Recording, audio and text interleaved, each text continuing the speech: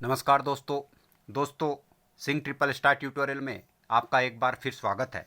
दोस्तों, अगर आप एक सैलरी पाने वाले कर्मचारी हैं या पेंशन भोगी हैं तो यूनियन बजट 2026 आपके लिए एक गेम चेंजर साबित होने वाला है। क्या आप जानते हैं कि अब 12,75,000 रुपये तक की सालाना आय पर आपको जीरो टैक्स देना पड़ सकता है। जी हाँ, बजट 2026 में टैक्स स्लैब्स और फायदों को लेकर क्या बदलाव हुए हैं और financial year 2025-26 and assessment year 2026-27 के लिए कौन सी टैक्स व्यवस्था आपके लिए बेस्ट है, आज के इस वीडियो में हम सब कुछ डिकोड करेंगे। तो चलिए शुरू करते हैं। Income tax benefits of salaried employees and pensioners, इसके बारे में हम डिस्कस करेंगे।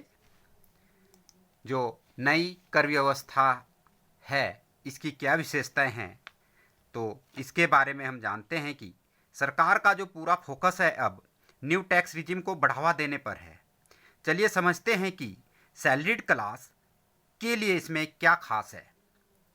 इसमें जो स्टैंडर्ड डिडक्शन है पिछले साल इसे बढ़ाकर 75,000 कर दिया गया था, जो इस साल भी बरकरार है। यह आपकी सैलरी से सीधा घटा दिया जाएगा, नेट सैलरी से इसको घटा दिया जाता है जो एनुअल इनकम होती है। टैक्स रिबेट है इसमें सेक्शन 87A के तहत, वह अब 12 लाख रुपए तक की टैक्सेबल इनकम पर 60,000 की रिबेट मिलती है।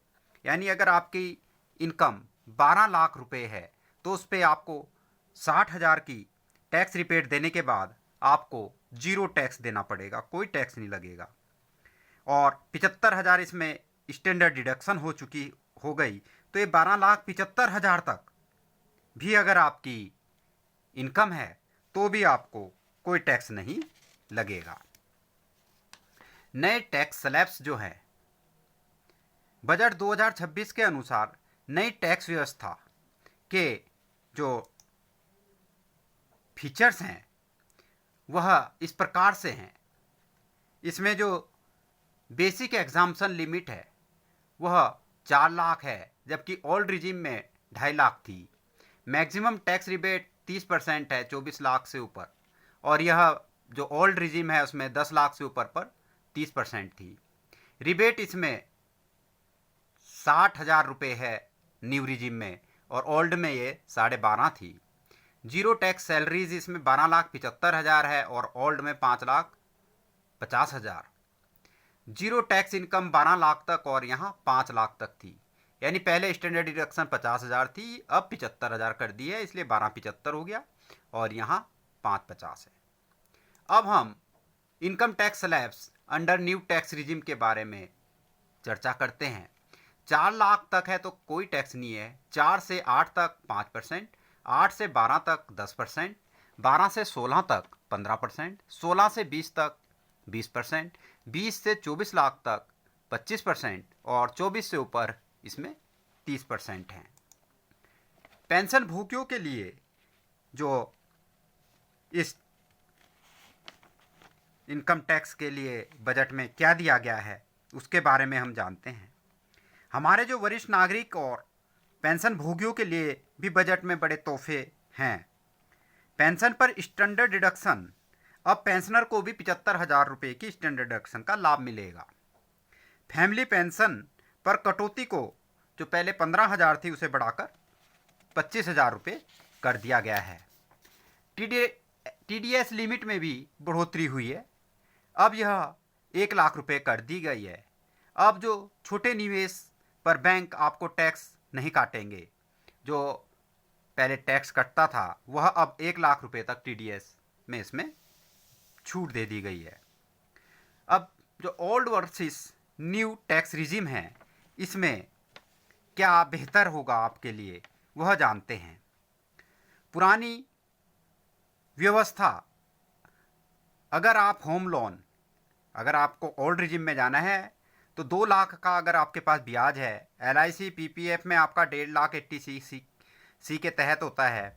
हेल्थ इंश्योरेंस, आपने बहुत हैवी हेल्थ इंश्योरेंस लिया है और आपका जो टोटल इसमें टैक्स का जो एग्जाम्पशन है वह 5 लाख से ऊपर जाती है तो आपके लिए शायद पुरानी व्यवस्था बेहतर हो। और नई व्यवस्था, अगर आप निवेश के झंझट से बचना चाहते हैं और अपनी इन हैंड सैलरी बढ़ाना चाहते हैं तो नई व्यवस्था अब आपसे के लिए ज़्यादा फायदेमंद है। खासकर यह मध्यम आय वर्ग के लिए बहुत ही अच्छी है।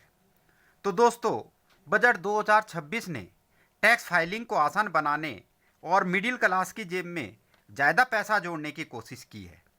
आपको यह बजट कैसा लगा? आप कमेंट सेक्शन में अपनी राय ज़रूर दें। अगर आपको अपनी सैलरी पर टैक्स कैलकुलेट करने में दिक्कत आ रही है तो कमेंट सेक्शन में लिखें, मैं आपकी मदद करूँगा और इसके लिए मैं आपके लिए एक अलग से वीडियो बनाऊँगा। इस वीडियो को अपने ऑफिस के ग्रुप और परिवार के साथ शेयर करें और ऐसे ही फाइनेंशियल अपडेट्स के लिए आप मेरे channel Singh triple star tutorial को सब्सक्राइब करना न भूलें। मिलते हैं अगले वीडियो में। जय हिंद, जय भारत।